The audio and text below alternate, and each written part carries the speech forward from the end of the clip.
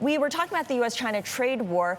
Your take on the trade war is that 75% of a trade war is still a trade war, and it has done a lot of destruction to the demand picture, and that has not cleared up yet. Good morning, Scarlett. The main point is that the uncertainty that's been stalling investment in the industrial space is really the thing that's killing demand for the intermediate term.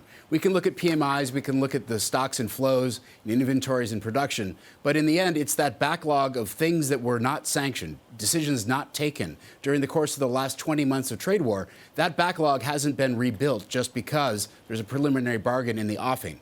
More to the point, if you look ahead at phase one and done, if this doesn't stick for some reason, then we move from trade war to perhaps in a second Trump term, decoupling and all that brings. So with the uncertainty that lies ahead, there's some room for demand to lag a little bit behind the expectations that you're seeing it priced into the markets today. And of course, we're also in this world now where deglobalization seems to be the larger trend, and this will take years to unfold.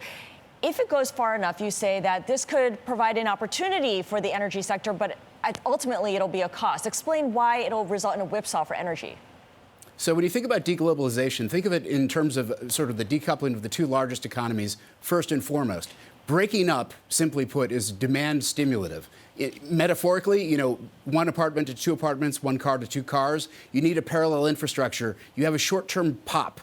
But that long-term loving trade relationship could have produced economic dividends that would have grown demand much further had everything stayed together. So deglobalization underperforms trend in the long run. In the short run, might give some illusion of demand stimulus, but that's not likely to last. Kevin, you talk about underinvestment. What does that mean for energy in the future?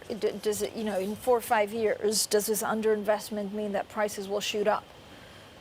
Well, underinvestment in the upstream, I think, is what you're talking about. And yeah, the unlocking of low prices by underinvestment becoming high prices in the future, that's the cycle of an inelastic supply system from start to finish.